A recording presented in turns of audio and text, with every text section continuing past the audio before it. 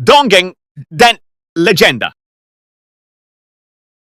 Legenda tentang peri mencakup berbagai kisah dan penggambaran yang sangat beragam dalam cerita rakyat, terutama di Eropa. Peri adalah makhluk yang sering digambarkan memiliki kekuatan gaib dan seringkali ikut campur dalam urusan manusia. Istilah peri dalam cerita rakyat Indonesia biasanya digunakan untuk menerjemahkan sosok elf atau fairy dalam dongeng dan mitos Eropa. Mereka dapat muncul sebagai makhluk halus seperti sprite atau menjelma sebagai wanita cantik bersayap, tergantung budaya dan kisah di mana peri itu muncul. Asal-usul dan penampakan peri. Dalam berbagai cerita, peri memiliki wujud yang berbeda-beda. Mereka bisa muncul dalam ukuran yang sama dengan manusia atau sebagai makhluk kecil yang bersayap. Di Skandinavia dan Eropa Utara, peri dikenal sebagai makhluk metafisik atau gaib yang berasal dari alam, seringkali dikaitkan dengan tempat-tempat pegunungan atau hutan. Mitos tentang peri dalam bentuk besar pertama kali muncul sekitar abad ke-11, sedangkan peri kecil mulai dikenal sekitar abad ke-12. Penggambaran peri seringkali berbeda-beda tergantung pada tradisi dan wilayahnya. Ada peri yang digambarkan memiliki telinga panjang, rambut panjang, dan kemampuan untuk menghilang atau berubah wujud. Dalam beberapa kisah, mereka bisa mengambil bentuk binatang atau makhluk lain. Peri baik dan peri jahat. Peri sering digambarkan sebagai baik atau jahat, tergantung pada perannya dalam cerita. Peri baik biasanya membantu manusia dalam keadaan sulit, seperti yang tergambar dalam kisah Cinderella, di mana ibu peri membantu Cinderella untuk pergi ke pesta. Di Indonesia, peri juga dikenal dalam kisah-kisah rakyat, seperti dalam cerita Lutung Kasarung, di mana peri muncul dalam bentuk lutung kera yang membantu Putri Purbasari. Di sisi lain, ada juga peri jahat yang menyebabkan masalah bagi manusia. Mereka sering digambarkan sebagai makhluk nakal atau iseng yang membuat manusia tersesat atau menciptakan kekacauan.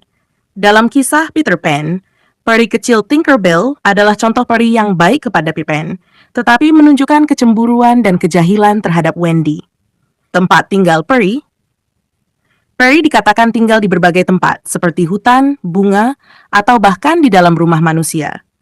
Peri hutan menjaga pepohonan dan alam, sementara peri rumah membantu manusia dalam pekerjaan rumah tangga. Dalam kisah Harry Potter, peri house elf seperti Dobby tinggal bersama keluarga manusia dan menggunakan sihir untuk melayani tuannya. Sihir dan emas peri. Ciri utama peri adalah kemampuan mereka menggunakan sihir. Mereka dapat mengubah wujud dan kadangkala menciptakan ilusi, seperti mengubah emas menjadi benda tak berharga. Emas peri dalam banyak cerita seringkali berubah menjadi daun, semak, atau kue setelah digunakan sebagai pembayaran. Legenda penculikan oleh peri.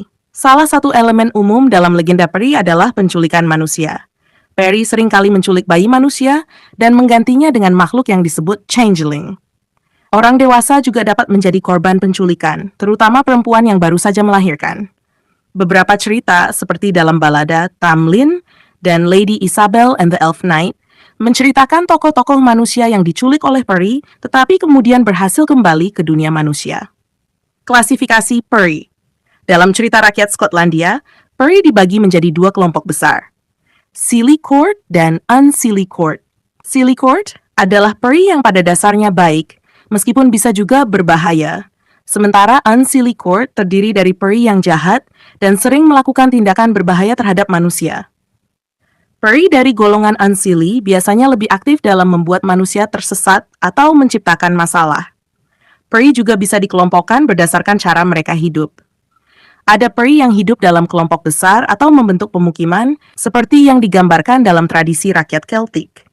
Sebaliknya, ada juga peri soliter yang hidup sendiri dan jarang berinteraksi dengan peri lain. Peri dalam dongeng dan mitos modern. Peri terus menjadi elemen penting dalam banyak dongeng modern dan karya fiksi. Mereka sering muncul dalam cerita fantasi, seperti Tinkerbell dalam Peter Pan, dan peri dalam berbagai karya sastra dan film. Penggambaran peri dalam budaya pop masa kini juga bervariasi. Terkadang peri digambarkan sebagai sosok pelindung atau pahlawan, sementara di sisi lain, mereka tetap digambarkan sebagai makhluk misterius dengan kekuatan luar biasa. Secara keseluruhan, peri adalah simbol dari kekuatan alam dan sihir dalam berbagai cerita rakyat. Mereka bisa membantu atau merugikan manusia, tergantung pada tujuan mereka. Sifat misterius dan gaib dari peri terus menarik perhatian dalam budaya populer, baik dalam dongeng klasik maupun karya fiksi modern. Legenda tentang peri berkembang dari berbagai cerita rakyat di Eropa, terutama di wilayah-wilayah seperti Skotlandia, Irlandia, dan Inggris. Peri digambarkan sebagai makhluk supernatural yang memiliki kemampuan magis, seringkali berinteraksi dengan manusia dalam berbagai cara, baik membantu maupun mengganggu kehidupan mereka. Dalam beberapa cerita, peri digambarkan memiliki karakteristik baik dan penyayang, seperti dalam kisah Ibu Peri di Cinderella yang membantu tokoh utama keluar dari kesulitan. Sementara itu, dalam cerita lain, peri juga bisa bertindak usil atau bahkan berbahaya, seperti dalam balada tentang peri jahat yang menculik manusia atau menyebabkan kebingungan dalam perjalanan mereka. Dalam mitologi Eropa, peri seringkali digambarkan memiliki dua sisi. Ada peri yang baik dan membantu, dan ada peri yang jahat serta mengganggu. Konsep ini tergambar dalam klasifikasi peri di cerita rakyat Skotlandia yang membagi peri menjadi dua golongan, Silly Court dan Unsilly Court. Silly Court terdiri dari peri-peri yang biasanya ramah terhadap manusia, tetapi tetap bisa berbahaya jika diprovokasi. Sedangkan Unsilly Court adalah golongan peri jahat yang cenderung mencari kesenangan dalam menyakiti atau membuat masalah bagi manusia. Peri juga sering dikaitkan dengan penculikan manusia, terutama anak-anak dan wanita yang baru melahirkan. Kisah-kisah seperti balada Lady Isabel and the Elf Knight atau Tamlin menggambarkan peri sebagai makhluk yang bisa membawa manusia ke dunia mereka untuk jangka waktu yang lama atau bahkan selamanya. Terkadang, peri meninggalkan pengganti yang disebut changeling sebagai pengganti anak manusia yang mereka culik. Kisah changeling ini cukup umum dalam cerita rakyat Eropa dan sering menjadi penjelasan bagi anak-anak yang tiba-tiba menunjukkan perubahan perilaku yang drastis atau tampak berbeda dari biasanya. Penggambaran peri dalam cerita-cerita ini seringkali sangat bervariasi, dari peri kecil bersayap yang dapat tidur di atas bunga, hingga peri besar yang menyerupai manusia. Peri juga seringkali digambarkan tinggal di tempat-tempat tertentu seperti hutan, gunung, atau bahkan di rumah manusia. Dan dalam beberapa kasus, peri berfungsi sebagai penjaga alam atau lingkungan tertentu. Namun, ada juga peri rumah yang hidup berdampingan dengan manusia dan seringkali membantu tugas-tugas rumah tangga, seperti yang digambarkan dalam cerita Tukang Sepatu dan Peri-peri Kecil. Selain itu, peri juga dikenal mampu menggunakan sihir untuk memanipulasi lingkungan atau mengubah wujud mereka. Kemampuan magis ini bisa digunakan untuk menipu manusia, misalnya dengan membuat emas berubah menjadi daun atau benda-benda tak berguna setelah digunakan sebagai pembayaran. Hal ini menambah elemen misteri dan ketidakpastian dalam berurusan dengan peri, yang membuat manusia seringkali berhati-hati atau bahkan takut berinteraksi dengan mereka. Legenda tentang peri sangat kaya dengan detail dan variasi di seluruh Eropa, dengan masing-masing wilayah memiliki versi uniknya sendiri tentang peri dan dunia magis yang mereka huni.